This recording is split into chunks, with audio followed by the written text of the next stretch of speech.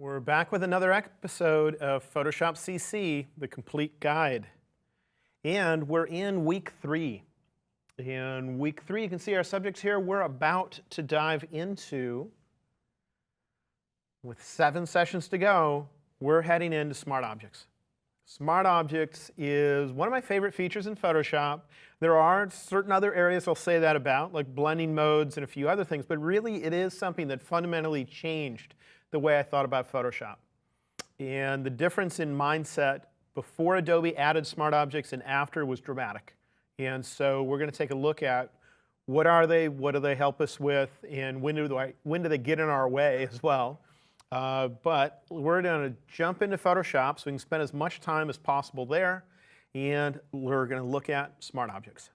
Here I have 2 identical images. I just opened the same image twice. You'll see at the top of each image here, this one says Smart. This one over here says No Smart, meaning it's not smart. So I'm going to work on the image that's on the left, and I'm going to turn that image into a Smart Object.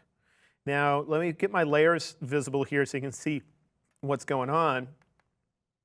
When you have a layer that's not a Smart Object, the thumbnail image for that layer just looks like a miniature version of the picture. But if I go to the Layer menu and I choose Smart Objects and I choose Convert to Smart Object, watch that little thumbnail image within my Layers panel. The image itself on the main screen will look no different, but in the Layers panel, I'm going to see now this symbol. That's your only indication that this layer is now special. It is a Smart Object. Now, when you turn something into a Smart Object, I think of it as taking a picture and sliding it into a protective container. Just think of it as a Ziploc bag. You just slid your picture in and you sealed it shut. So now, anything you do to that particular layer cannot directly affect what's inside that Ziploc bag. Instead, it's only going to be settings that are attached to that layer in a temporary fashion, where they don't permanently change what's inside the Smart Object. It's like we put it in some sort of protective bubble, if you could say. So let's work with these 2 images and see how it's going to be different, working with a Smart Object and working with a normal layer. First, let's work with the image on the right that is not a Smart Object. I'm going to scale that image. I'll use the image size dialog to accomplish this, or actually I could use image size, or I can select all. I'll do the select all part, and I'll choose free transform, because that's the thing we've used more often during this event than image size. So let's just do free transform. I'm going to scale this down. My background color happens to be green at the moment, which is why you see green there. But I'm going to make it tiny. Do you see how tiny it is?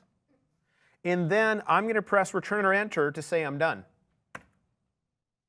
You know what the problem is right now? Is it did that permanently. If I save and close this picture, the only record it has of what the image looks like is what we have right now. And if I zoom up on what we have right now,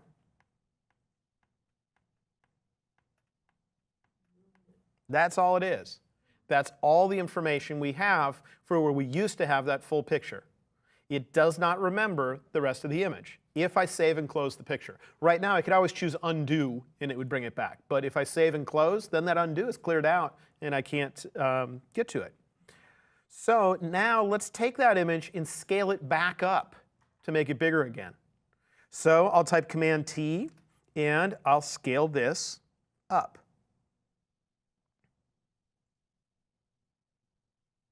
Press Return or Enter to say I'm done. And that's what we get. That's all you get, because when we scaled it down, it discarded a bunch of information. So we only ended up with the image taking up a few pixels in width and a few pixels in height. When you scale that up, you just get a blurry version of those few pixels. And I can't even tell what's in the picture, right?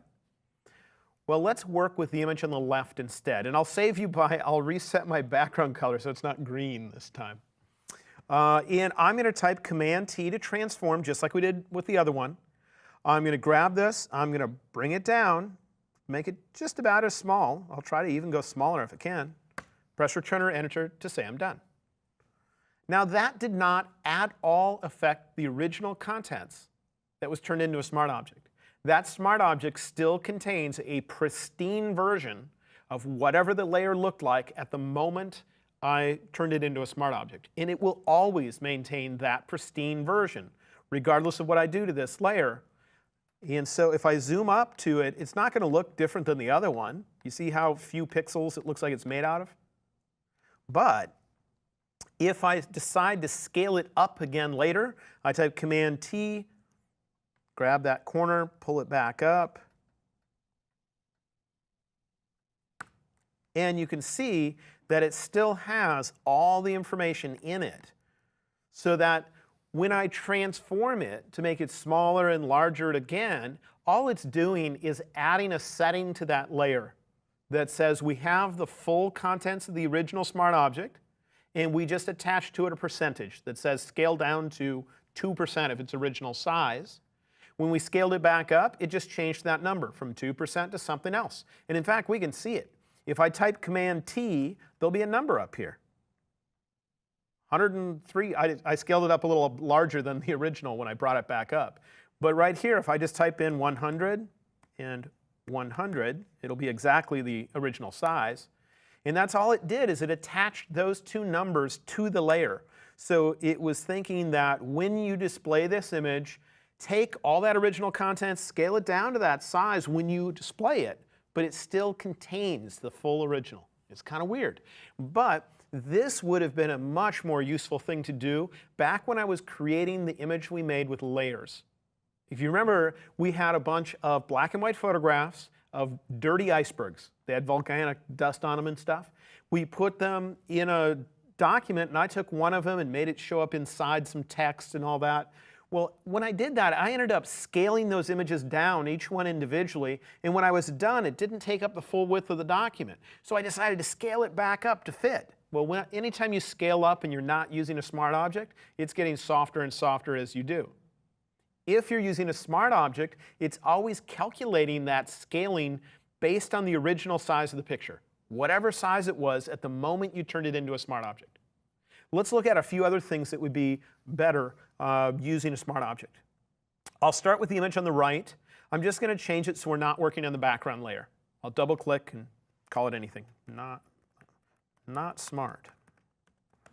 Okay, and then I'm going to again transform it.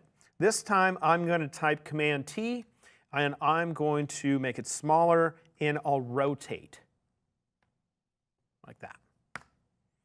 Now what happens if I decide that the rotation isn't quite what I wanted? I was like, well, the angle should be just a little bit different. Well, if I go back and type Command T once again, it's not going to know it's ever been transformed before, because there's nothing special about that layer. Every time I choose transform, it just glances at what it currently looks like and assumes that's the original. So I type Command T and look at the transformation handles. They're not rotated anymore. It doesn't remember that I've ever rotated it, so it doesn't know to put them in there. They always start out being square like this. So now I'm going to have to try to figure out what angle to get back to. And I might not be accurate. I might be off a little bit. And so I'll try to get it back. And if I try to scale it back up, it's going to get even softer, because every time you scale up, you get softer if it's not a smart object. Let's go to the smart object. I'll type Command T. I'm going to scale it down, and I'm going to rotate it. And all it's doing when I do that is it's adding to that layer some little accessory information, which is 55% scaling in 30 point whatever rotation. I'm going to press Return or Enter to say I'm done.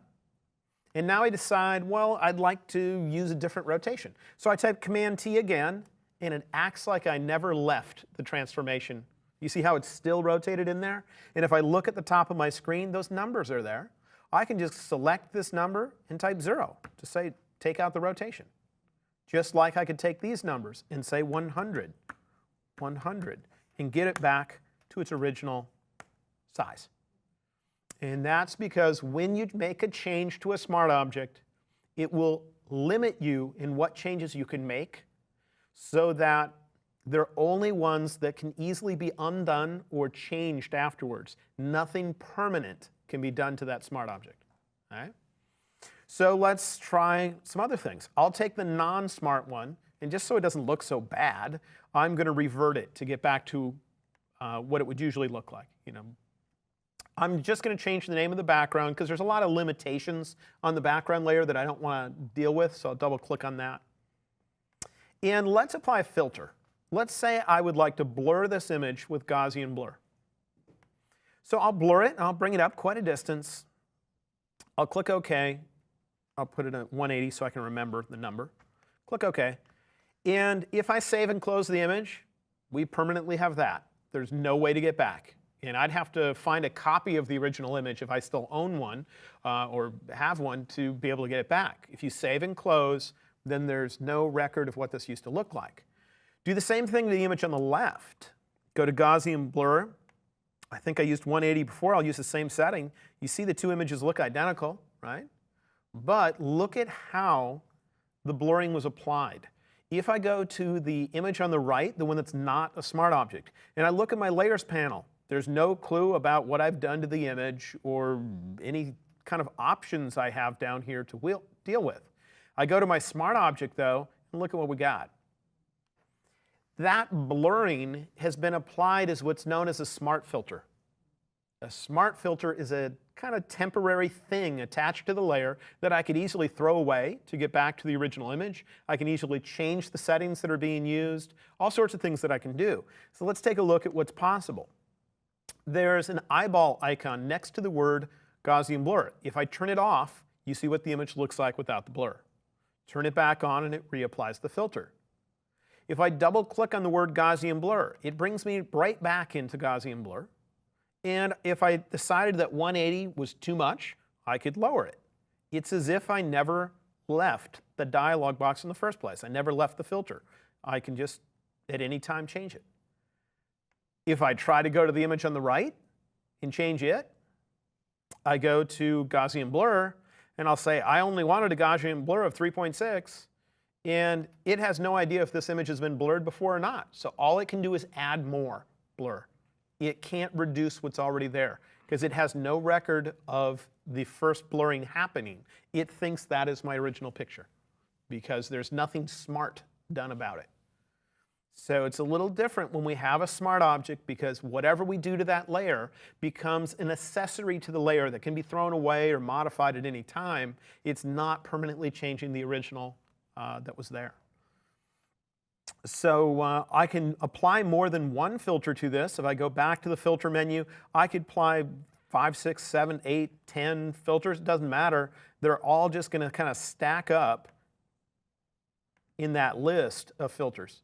And I could come in here and say, well, I like my little twirling, but I didn't want the blur on it. So I turn the blur off, and it recalculates the end result. So now we just have twirl without the blur. Or I turn the blur back on, and now we have it. Or I can mask that. If I click on this mask, I could paint with my paintbrush tool, and wherever I paint with black, we're going to remove the filtered effect. I don't know that that'll look great on this image, but it'll bring back the original wherever I paint. So I'll try to get some of the background, maybe one line there, like that. Right? Then at any time, if I decide I don't want one of these, I can turn off its eyeball, or if I want to permanently get rid of part of it, I just drag that component to the trash can. Right? So it can work really nicely. Now, there are some things I cannot do to that layer. In order to preserve the contents of the original that's there and always have it available to calculate, I can't directly affect the contents of this layer through doing things like painting. If I grab the paintbrush tool and I attempt to paint, it says it can't do it. But that's not a problem. All you need to do is create an empty layer on top and put your paint there. That's not a problem. If you want to use a retouching tool, if that retouching tool is set to current layer and you click, it won't let you do it because that would directly affect the contents of that layer. We need to figure out an alternative method for doing it that all we need to do is up here, we changed this when we talked about retouching. We set a setting to current and below, and then you just put a brand new layer on top. And then you can do your retouching. I can do whatever I want. It's just not done directly on that layer because we're trying to protect the contents that's in that smart object. So there's a little bit of a mental shift you have to make because you're so used to just being able to grab that layer and do something to it.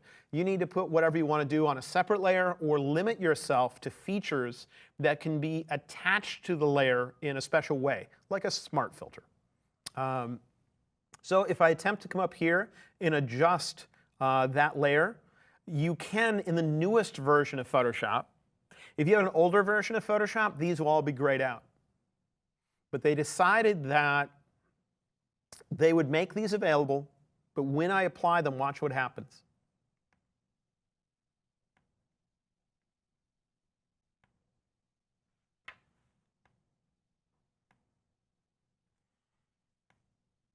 So I made some sort of a change.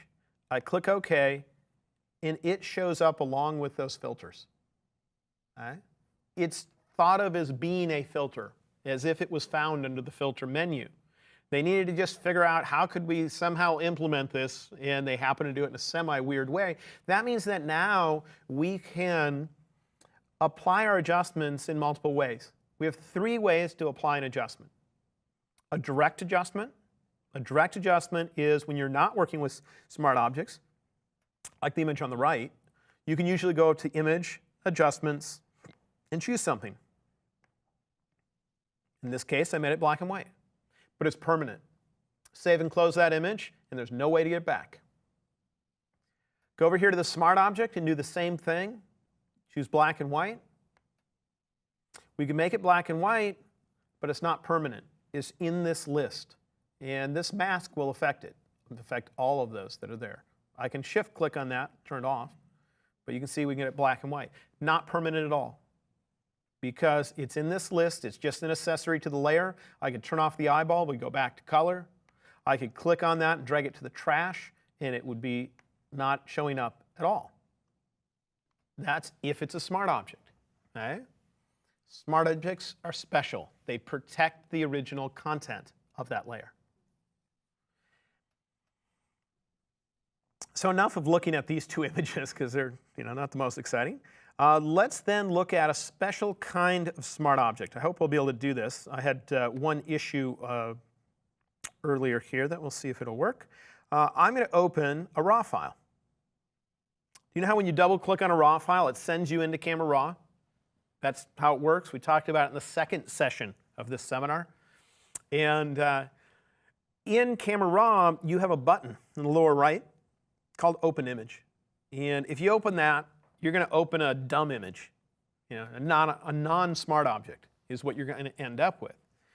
But if you hold down the Shift key, then watch what happens to that button that usually says Open Image. When I hold Shift, it says Open Object. That means Smart Object. If I click Open Object, now when it comes into Photoshop, it's going to already have that little icon on top of its little thumbnail. See it there? And it's really special setup now. Because if I were to want to make changes to the raw settings that are being applied, all I need to do is go into my Layers panel, and I'm going to double click on the thumbnail image for that layer. And when I do, Camera Raw should pop open. And I could come in here and make further changes to this image. In case it's not colorful enough, let's amp it up. All right, and when I click OK, it'll update this. And that's really cool because I could, you remember that layered image I made of those icebergs that were black and white? Well, if I would have done it this way, where when I imported those images into Photoshop, if I would have gotten them into Smart Objects, then when I was completely done with that promo that I was making during our layers session, I could have double-clicked on the thumbnail for each one and decided, no, I don't want black and white. Because it would open Camera Raw, that's where I ended up turning it to black and white, and I just turn off that feature. And I do it for each one, and suddenly they'd all be back in color. Or if I wanted to do something else, get more shadow detail on them, and do it in Camera Raw. Just double-click on the thumbnail, I'd be right over there, and I could modify it. So that means I could create a layout with the original images that came from my digital camera and not adjust them at all until I'm already done with the layout that I'm doing. I'm doing a promo that's a brochure, and I'm just using the straight images that came straight from the camera, no adjustment whatsoever. I'm putting them in the layout. Maybe I'm putting them in little fancy boxes and everything else within my layout. And only when I'm done and my boss says, yeah, I like the layout, do I go in and optimize each picture then in Camera Raw. I just double click on the thumbnail, Camera Raw pops up, I adjust it as much as I want, click OK, the image updates. Doesn't matter if I scaled down the picture, rotated the picture, or did all sorts of other things like applying filters to it and all that, it is going to update, which is really nice. Take a while to get used to where your brain really connects with how much stuff that lets you do. It means that you can end up doing templates very easily before the images are optimized and very quickly change things later. Now, let's say that in here, I don't know, I needed to have two different versions of this. I want one where I use different settings on the sky than what I use everywhere else. Well, I'm going to duplicate this layer by typing Command-J. We've done that many times before, Control-J on Windows. And then I'm going to double-click on the duplicates thumbnail to go into Camera Raw. And just to show you that I'm making a dramatic change, I'm going to come in and make it black and white. There's a checkbox called Convert to Grayscale, and click OK. Watch what happens in my Layers panel. Do you see how both layers changed? That's because anytime you duplicate a smart object, it's thought of as having more than one instance of the same smart object. Meaning that all those duplicates, regardless of how many you can have hundreds if you want, they all point back to the same original. And so any change you make to the original changes all of them, which can be good or bad. So I'm going to choose Undo. And here's how you can get a smart object, one that is independent of the other. You know, they contain the same content, but they treat them separately. You choose Layer, Smart Objects, New Smart Object via Copy. The key is the word New. Doesn't it say New Smart Object? Not another instance of the same smart object, but a brand new one. So New Smart Object via Copy. I'll choose that, and let's just make sure it's independent of the other. I'll double-click on its thumbnail. I'll try to make it black and white once again, and we'll just confirm that when I do, the top layer is hopefully independent of the one below it. Okay? So in order to make a copy of a smart object and have it so they are considered independent of each other, I need to go to the Layer menu, go to Smart Objects, and choose New Smart Object via Copy. So now I'll actually go in there and possibly find some settings I'd actually want to use, because I don't want a black and white version. Maybe I come in here and I bring the exposure down further. I bring my contrast down a bit. Maybe I push the white balance way over if I can to get a sky that I like a little better. I click OK, and I'm only concerned with the sky. Then I'm going to end up using a layer mask. So maybe I use the quick selection tool to try to select the sky and some of the surrounding areas. If I can stay in my quick selection tool here. For now, I'll say close enough. But I want to only keep the sky, so I'm going to add a layer mask. When you have a selection, it usually assumes you only want to keep the area selected. So I'll click there. And now you can see that this top layer is affecting just the sky. The bottom layer is affecting the rest of the image. Maybe I want to use the colors from the layer that's underneath, but keep the brightness from this layer. Well, you can always use blending modes. We had a session on blending modes, and I can say luminosity. Luminosity means use the brightness of this layer, but use the color that's underneath. There. So there you see how I got the little darker sky in there. So you can have more than one interpretation of a raw file like that, but you need to know that if it is a raw file that's in that smart object, that you need New Smart Object via Copy to make it so one layer is independent of the other. So let me show you how that works when it comes to not a raw file, but just a normal image. What I'm going to do is in Photoshop, I'll create a brand new document. We're going to make a 7 by 5 inch document, click OK.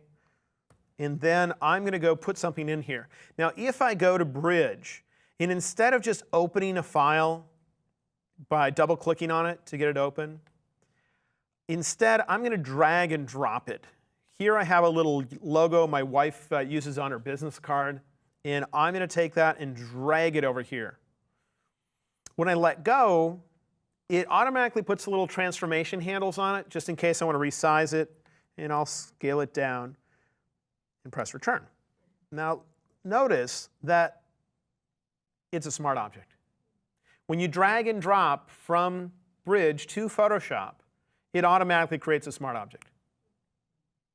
Whereas if you just double-click to open it, you have a dumb object. You know, it's not an object at all, it's just a picture.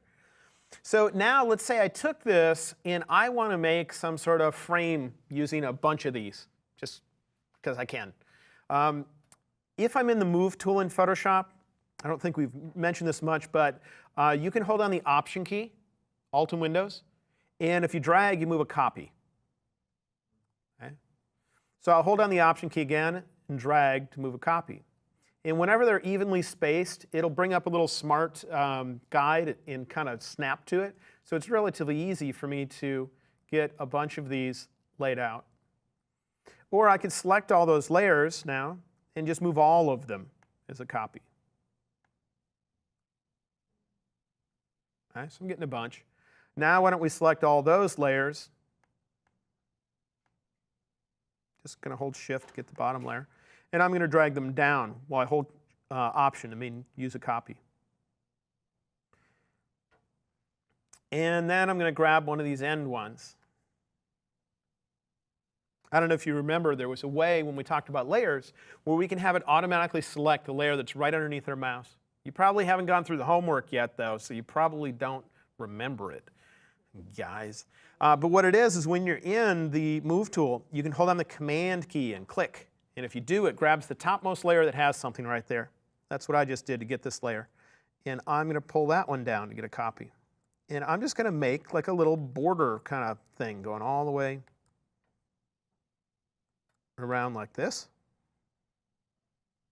And then I'm going to select, oops, didn't mean to hold Option there.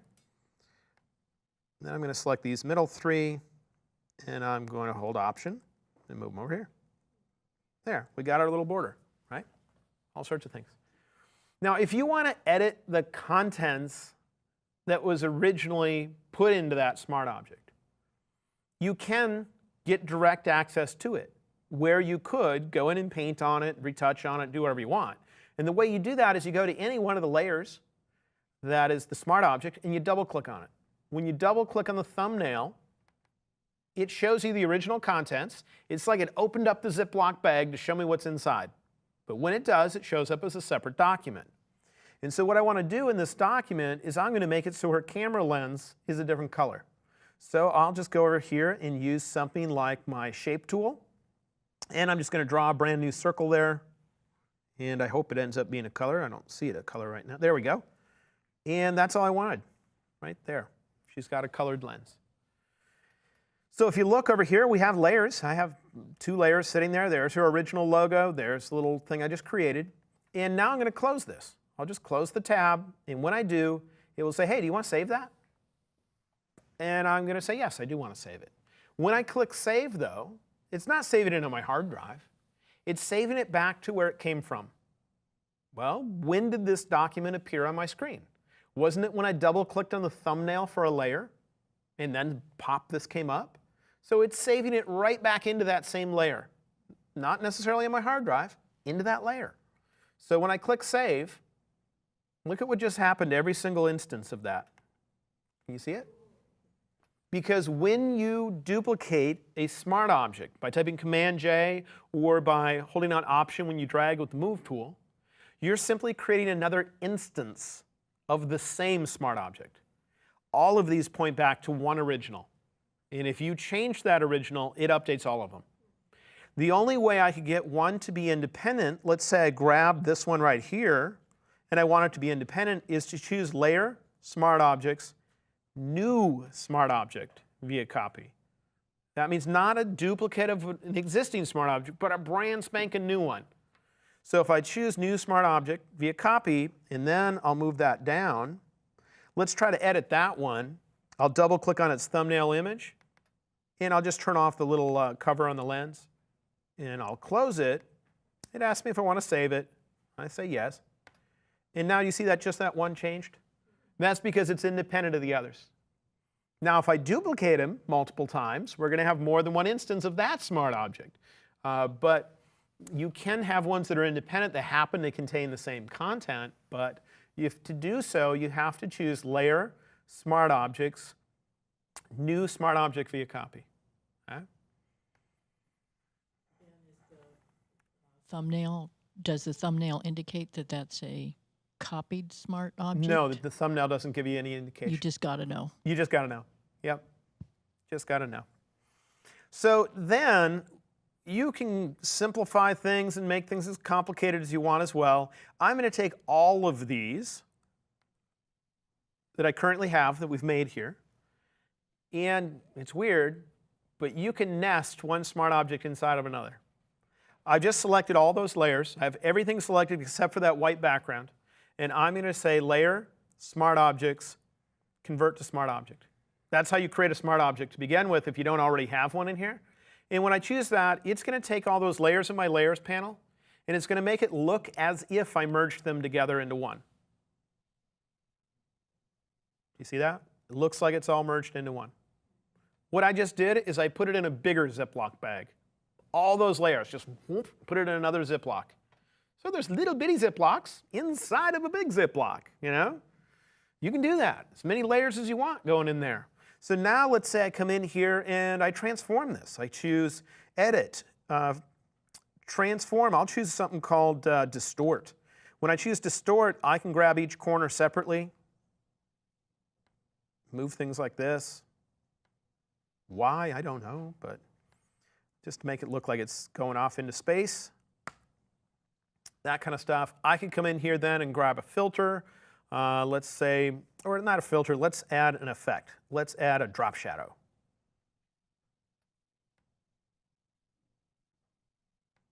So can you see the little drop shadow and everything? Now, boy, I really wish I could still change the color of that lens. I can. Here's how.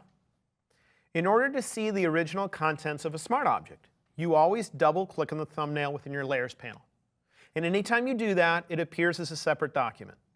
So I'll double-click on this, and if you think about what was selected in my Layers palette at the moment I created that smart object, that's what I'm going to see, which is all those layers that I had selected, right? Each one of those layers happens to be a smart object. So if I double-click on it, we're going to get yet another document appearing, showing us what's in that smart object. And there it is. And I'm going to come in here and see if I can somehow change the color. I'll do an Option Delete. There, change the color. Option Delete means fill with foreground color. And it just happened to fill that in. And then I'll close that. And when I close it, it asks, do you want to save it? Where's it going to save it into? Not on my hard drive. Back to where it came from, which means back into that smart object.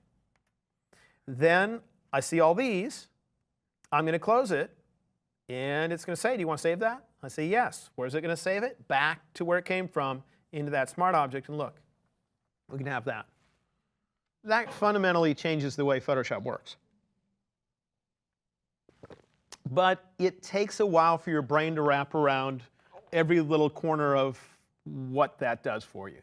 And so it will take quite a bit of practicing to do things to truly get a good feeling for smart objects.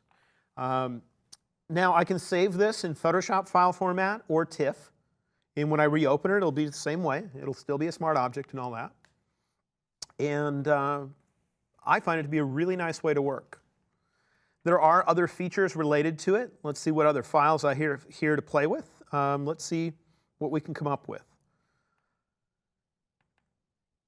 Here I have a simple shape. In fact, I'm going to hide some of the things in my Layers panel because I don't need those hidden pieces. If you go to the bottom of your Layers panel, there's a Letters FX. And that's where we can do things like add a drop shadow, And I'm going to come in here and choose a choice that's called Pattern Overlay. And in one of the sessions we record, we actually make a seamless pattern, or we actually, how would I say it? We take a pattern that's existing and we turn it into a seamless one. I'll use that pattern. And I got to turn on the little eyeball here because it was turned off. But so we have a pattern applied. Then I'm going to take this layer and let's say I want to do something like scale and rotate. Well, if I type Command T, because isn't that how we scale and rotate, and I scale this down, notice that the pattern is not getting smaller. If I scale it up, the pattern is not getting bigger. If I rotate this, I don't know if you can tell or not, but the pattern is staying straight. It's not rotating. And that's because we're simply rotating the contents of a layer, and then afterwards it's thinking about that accessory that's applied to it, which is the pattern.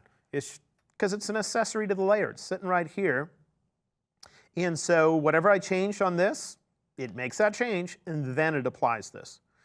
So let's see. I'll make a duplicate of this. I can just use the Move tool and hold down the Option key to move a copy over there. And let's turn it into a smart object. So Layer, Smart Objects, Convert to Smart Object. Now look at my Layers panel. Those two are different than each other in a fundamental way, and that is this is a layer with an accessory attached. This layer has no accessory attached. The accessory is inside the Ziploc bag. It's inside the Ziploc. We're working on the outside, and it has no idea what's inside that other than what the end result looks like. It just says this is whatever the contents of that smart object is, whether it be 20 layers or one, all I'm seeing is what would it look like if you merged all those layers together into one piece, and that's what it's showing me here. So now when I take that layer on the right and transform it, I can come over here and you notice that the thing's going. If I bring it back up maybe and I rotate, you see the patterns rotating along with it? And that's because the pattern is inside the smart object, and it can't touch what's inside the smart object. It can't touch the original stuff that's in there. It can only add an accessory to it, which is in this case is a scale and a rotate. And so it's thinking a little different. Or another instance of that. Let me undo this a little bit. Let's see, what would it be? What if I wanted to use a layer mask, for instance? If I made a selection, let's say I made a selection that's round on this one, and then I added a layer mask to the image that's on the left. There we go. Then I take the image on the right, I make a selection, and I add a layer mask to it. Well, in this case, both of those, the layer mask is an accessory to that layer. But then I take the top one and I say, let's wrap that into a smart object. Throw it in a Ziploc. Where'd the mask just go? It's inside. It's inside that smart object. It's not an accessory on the outside of the smart object. And that means I can't get to it right now. I can't get to it without double-clicking on the thumbnail for that layer. And if I do that, it's going to show up as a separate document where I could edit that. Because here's how that could matter. Let's say I grab that image that's below and I transform it and I make it tiny.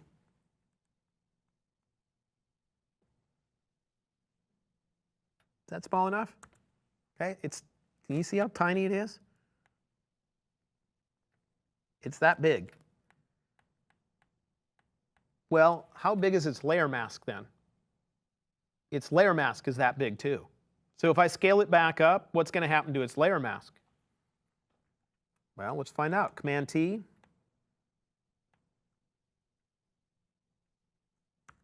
Real nice layer mask, huh? Because when I scaled it, the layer mask got down to almost no information. I scaled it back up, and it got messy. I take the smart object, though. Where's the layer mask? It's inside the smart object. The smart object is being protected by a Ziploc bag. So when I type Command T, and I scale this one down to almost nothing whatsoever, press Return, and then I type Command T again and scale it back up, it's not going to mess with what's inside the smart object. It can't. What's inside the smart object is protected. The only way I can access what's inside is to double click on that layer, and then it appears as a separate document. Then I can mess with my smart object. But so there are some advantages and disadvantages. Sometimes it's a pain in the butt that you can't get to that layer mask without double clicking. So you have to decide, should it be on the outside where it's attached, like right now if I had a layer mask, or should it be within it? And there are ramifications around that.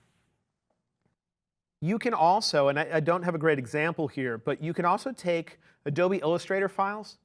Let's say you have your logo, somebody made it in Illustrator. If you drag it from Bridge into a Photoshop document, remember how it automatically turns it into a smart object? Well, what's contained within it in that case is an Illustrator file. And if you double click on the thumbnail for that layer, it'll launch Illustrator and open the original in Illustrator. So you can make changes there because it's an Illustrator file. It's weird.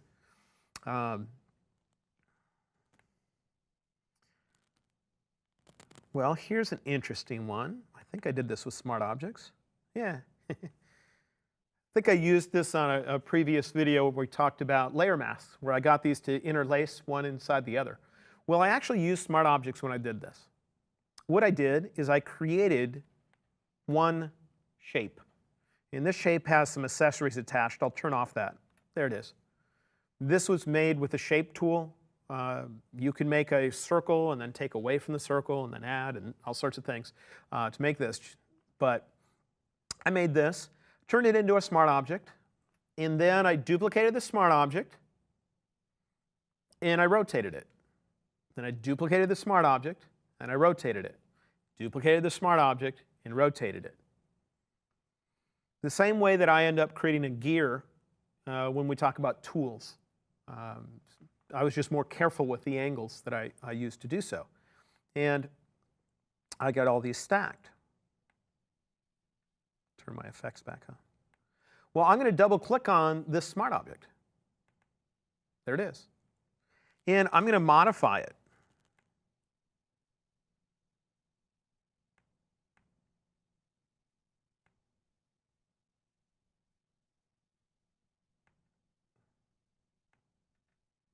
Anything made with the shape tool is really made out of a path. We talk about paths in a bonus video. With a bonus video, I talk about using the pen tool. I'm going to now close this, and it'll ask me, do I want to save it? And I'll say yes. And suddenly, every single one of those changed. If I just choose undo, you can see it kind of looks like they're dancing. Yeah. So when I made this, if I was like, wow, this doesn't quite extend far enough here, that means it probably doesn't extend far enough there or there because they're all the same. I could just change one of them just by double clicking on it to look at the original smart object, pull that the tiniest bit, and every one of these updates.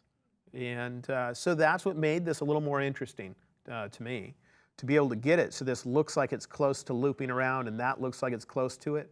Well, if I wasn't using smart objects and things, this wouldn't have been fun. It wasn't fun to begin with, but it was, it's just kind of an extreme use of smart objects.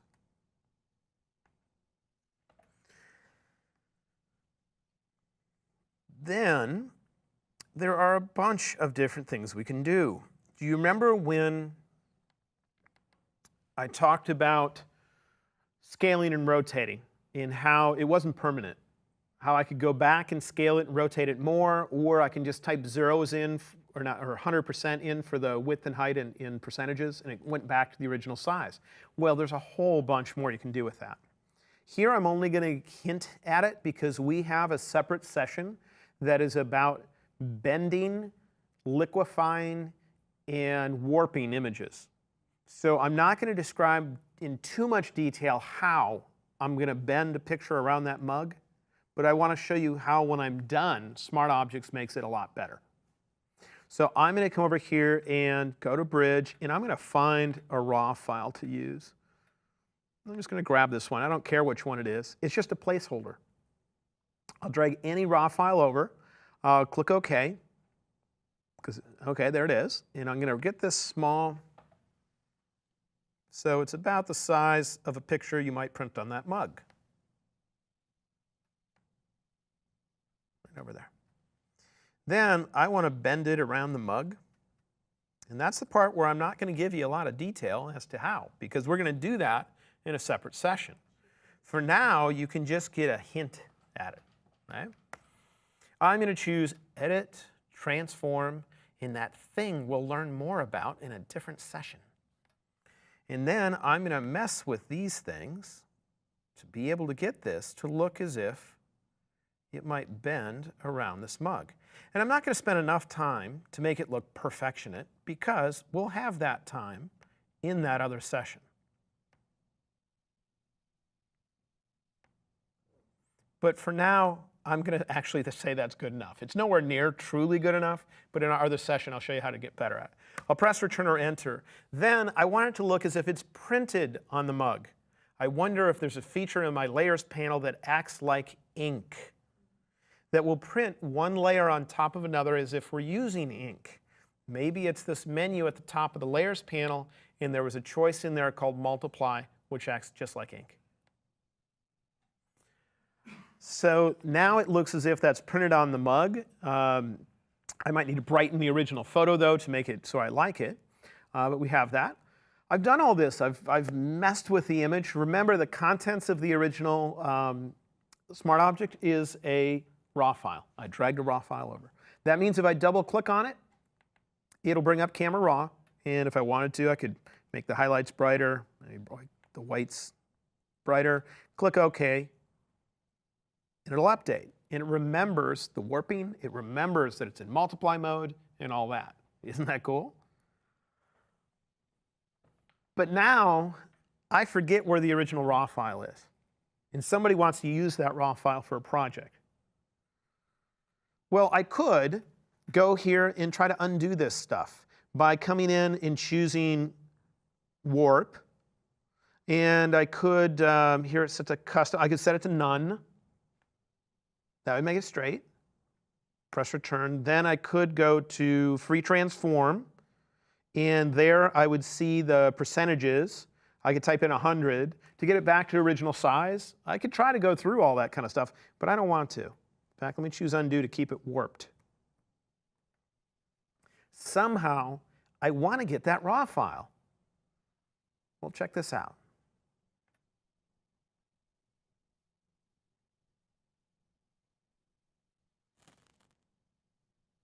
Where is it? Do you see export? There it is. Export contents. Do you know how when you double click on a raw file, it opens as a separate document? What if I were to save that separate document somewhere else, like on my hard drive? In this case, the separate document, when I double click, is an actual raw file. So Camera Raw pops up. It doesn't actually show me the file or anything, but when I choose export contents, if that's a raw file, look what it's going to pop out right now. Canon raw files end with the letter CR2. It's going to make a copy of that raw file and pop it right on my desktop. So that now I could go onto my desktop, and I think I put it on my desktop. No, it doesn't look like I put it there. I must have put it somewhere else. Let me find out. I'm going to make sure that layer's available. I guess I didn't pay enough attention. But export contents, I put it in documents. That's where I was. And I'm going to say desktop, save. And now if I go and inspect my desktop, there's a copy of the raw file sitting right there. So I was able to get it out of there. But that's not enough. I hate that picture. I spent all the time to get it to bend and be in multiply mode and all that stuff. I want a different picture. Well, I go to the layer menu, I choose Smart Objects, and I say, let's not export what's there. Let's replace what's there. And if I can find a picture of the same dimensions, then it should work perfectly. But if I grab a vertical picture, it's going to be weird, the way it translates. So let me see over in Bridge, if that was one original, why don't we grab this one and I'll drag it over here to the, just so you know, you can drag pictures to the open dialog box if you're ever in it, in your operating system, and it navigates you to that folder and highlights the file. That's part of your operating system, at least on a Mac.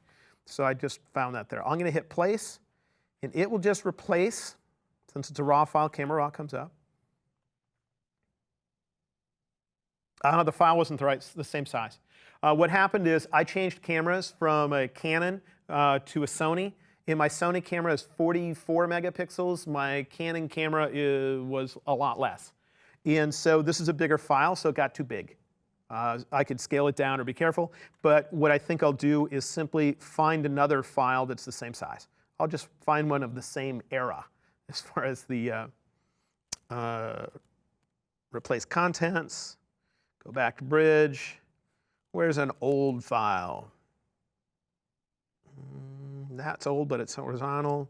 Well, CR2s, those should all be the same era. And I'll drag that over here. Hopefully it's the right size. Hopefully it's not a really old Canon I was shooting with and that I had a newer Canon that's the wrong size. We'll find out. That's the wrong size again. But all that means is it was a newer camera, so it was a bigger, higher resolution thing. You get the idea. It could work if it was the same size.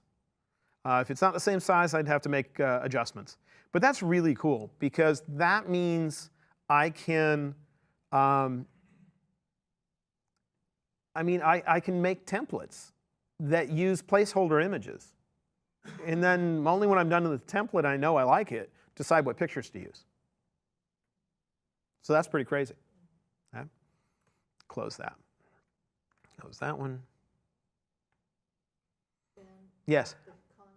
Of flattening and merging and merge visible no longer applicable when you're working with smart layers? They do apply, and if you merge a smart object into the layer that's underneath, you will have done what's known as rasterizing its contents, which means you turned it into a normal layer right before that happened, because there's no way for it to kind of do that and maintain it as smart object, because the bottom layer most likely won't be a smart object, and even if they are two smart objects, it doesn't have the sophistication to be able to somehow meld them together and keep them as smart objects. So that is one area where it would be a little different whenever you merge layers. So if you take a smart object layer and a normal empty layer below it and choose merge down, that smart object just became a normal layer. The little icon on its thumbnail will go away. And if you want to do that manually, you can. If you go into Photoshop and you have a smart object, you can choose Layer, Smart Objects, Rasterize. Rasterize means turn into normal layer. And that means if that particular layer had been scaled down and it really contained a lot more information than it was actually showing you because you have a scaled down version, suddenly it permanently scaled it down. So when I choose Rasterize, watch the top layer. Look at its thumbnail image. And when I choose Rasterize, you see the icon went away. Now that's a normal layer. It's as if I never used smart objects. There's nothing special about it. So sometimes smart objects get in the way. You're trying to do something and it's complaining, I can't paint on this, I can't do something.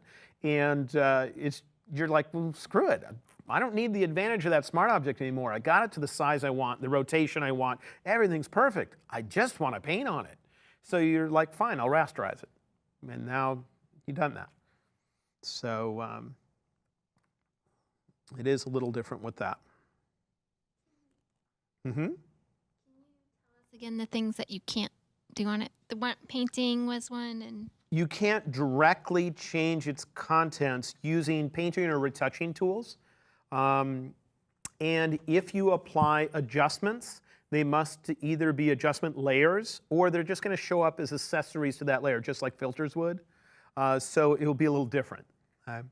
But mainly anything that would need access to the actual pixels, and when you do it, it can't show up as one of those things like a smart filter. So you'll experiment, you'll notice a no symbol, the little circle with the line, diagonal line through it, whenever you're using one of those features. And you just have to decide, is there any way I can get the same end result by possibly putting on an empty layer right above it? And then you get the same visual end result and everything, but it's just not directly affecting that layer. Or double click on the smart object, have it open and show you its contents. And when you're in there, you can directly affect what's in there because those are normal layers in there, unless it's a nested smart object where you did one inside of another. So anyway, there's all sorts of things we can do.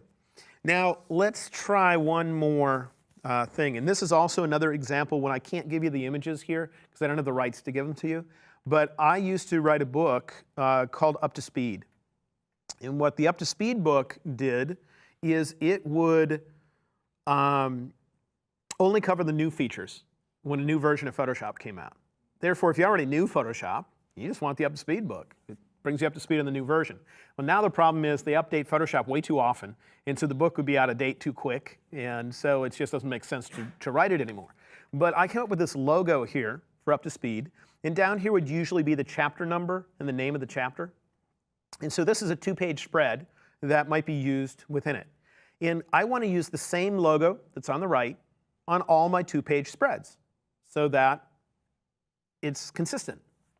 So I have a smart object here. If I double click on that smart object, here is what it's made out of. If I turn off its layers, you can see there I got a layer.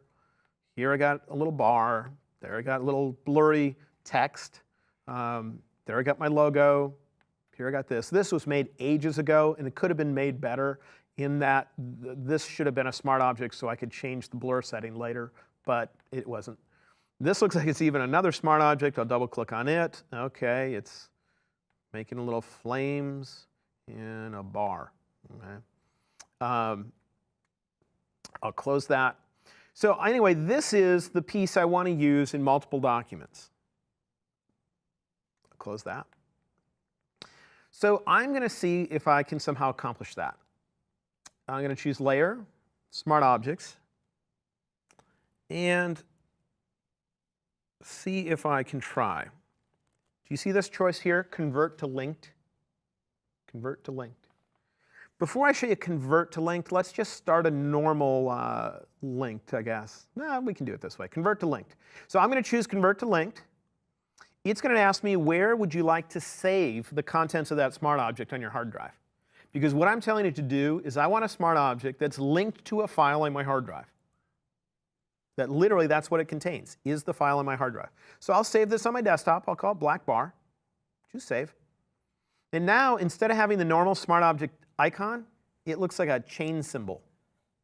And anytime you see the chain symbol, it means it's linked to something else, somewhere else, that's not in this document. So in this case, it's linked to a file that's sitting on my desktop. Okay? Then I'm going to open another image, this one. This is another spread. This was supposed to look like a scrapbook of a primate family, you know? And this person looked a lot like my dad because he had big ears, so we snuck me in there. But you'd only see it if you opened the book far enough that you almost broke the spine. So I was one of the primates. But over here on the right side, we should have that same spread, right? So let's see, if I layer, smart objects, convert to link, embed on link, there's a way to embed linked. And it's something I actually don't do very often, but what I'm going to do is see if it'll work this way. I'm not sure if it will. It's honestly something I almost never do because I don't need to use link smart objects. But anyway, there's a way to make it linked. And if it was linked, when I go and edit that file that's on my desktop, it would update all the files it's used in. That means you can have your logo file sitting there on your desktop, and it's used in 10,000 documents. You go modify the logo. You change your logo color. Then the next time you open any of those documents, they all update. All right? I'm going to call relink to file. Let me see if it lets me act like I'm telling it to point to a new file, and I'm going to do this. This isn't the most efficient way of doing it, but I think I just accomplished what I wanted. Yeah, do you see the link symbol? I told it to relink to a file, as if somehow the link got broken or something, like the file was no longer there. So I'm going to go then to my desktop, and I'm going to open that file called black bar. Now, I could do that by double-clicking on this layer, because that's how you look at the content. So I double-click. There it is. And what am I going to do? I'm going to come in here and turn on that little blur that was there, and maybe I'll take this bar that's here, and I'm going to adjust it with maybe hue and saturation and get the colors to look all weird, because we're creating an anniversary edition and it's got to look weird. So I'm going to close this now and say save. Now where is it being saved? To my hard drive, because that's what those things are linked to. They're linked to a file on my drive. I choose save, I close it. This one's up to date. Look at this one is too. Both files are up to date. 2 separate documents using the same content. You can only do that with linked smart objects. And I'm sorry, I should know better how to link them because it's just something I don't need to use very often. So I didn't recall So we can have linked smart objects, all sorts of really cool stuff. You can also, I wish I wouldn't have closed that, you can unlink them. So if you decide that you no longer want it to be linked, if you choose layer smart objects, there's a choice to unlink it, meaning make this so it's fully contained within this document. There is a choice there for that. So anytime you're creating something that's repetitive, like this, if you make one of those tabs and you're going to plan on putting the others in, why not turn it into a smart object first? Because if you do, every time you duplicate it, they all point back to the same original, don't they? So if I double click on the thumbnail for the layer, I could change the shape of those tabs and would update them all at once. If you wanted to create those circles, create one circle. Before you duplicate it, turn it into a smart object. So then all of them point back to the same original. And if you do that, then when you double click on it, you're going to see it as a separate document. And you can come in here and do whatever you want to that document. And maybe I want to come in here and see if I'm going to modify its shape to make it look. Oh, I'm trying to modify it in the layers panel. You know why? Because the layer is actually larger than the document itself. If you look over there, it looks bigger. This is a shape. So what I'm going to do is use my shape tool and see if I can zoom up on it and modify it.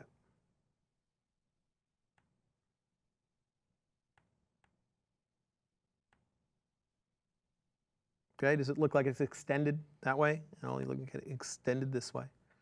And I will close that, say save, and now you see how all of them are. You know, you can change them into stars, you can do whatever you want, but if you planned a little bit ahead of time, then you're going to have much more interesting time. Then let's say these are objects I might want to use a lot. Well, do you remember that thing called a library? And with a library, I could use my move tool and I could drag something into here and it would go in there.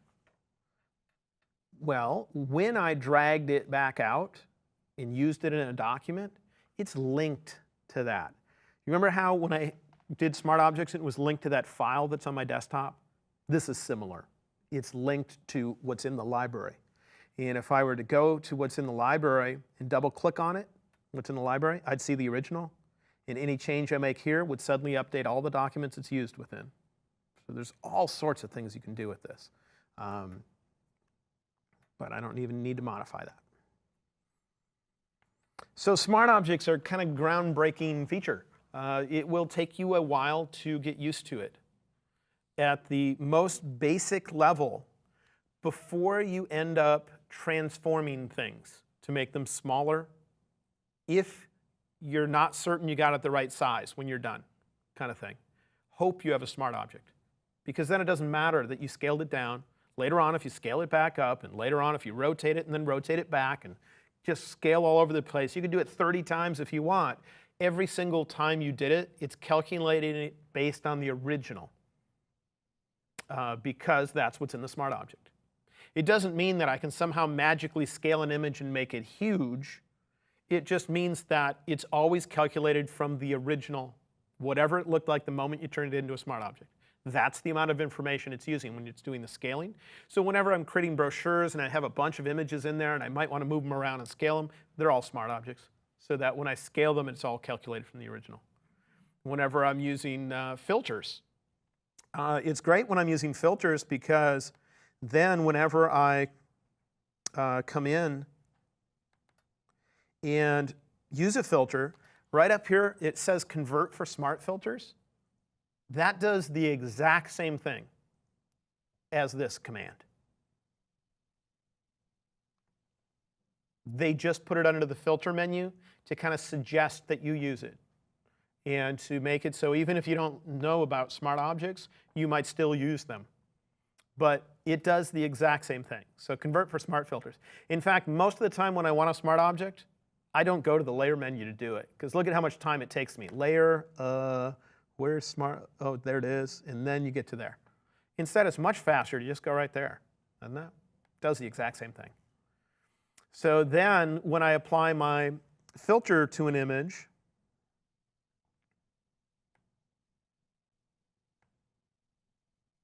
it's really cool because it appears as its own little accessory over here. And I can turn it off and on. I can double click right here to go right back into the settings, and I can double click over here, and that will let me choose a blending mode to apply that filter with. And so it's really nice. Smart objects just make life easier most of the time. Know that they do make your file size larger. Because when you have that image that you dragged over from Bridge and it was a raw file, suddenly you have the entire contents of that raw file now within your layered Photoshop file. When you have the large image you convert into a smart object and then you scale it down to 1/8 of its original size, you still have the full size image within that file.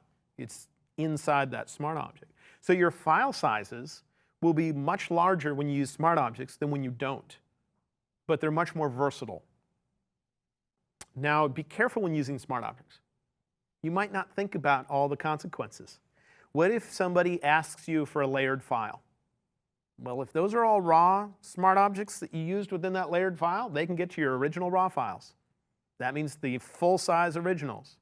Even if the file I'm giving them is only tiny for the internet, but I'm giving them the original and there's a smart object within it, well, it's the original full-size raw file scaled down to that size, but they can say export contents, and boom, they have that raw file. They can get to your high-res, image. So before I give it to a client, I might click on some of those smart objects, go up to the Layer menu, choose Smart Objects, and choose Rasterize to say turn them into normal layers. I'm not going to give these people my good stuff where they could print it huge. I'm trying to just give them a proof, a little one, So sometimes you do have to be careful with how you think about them.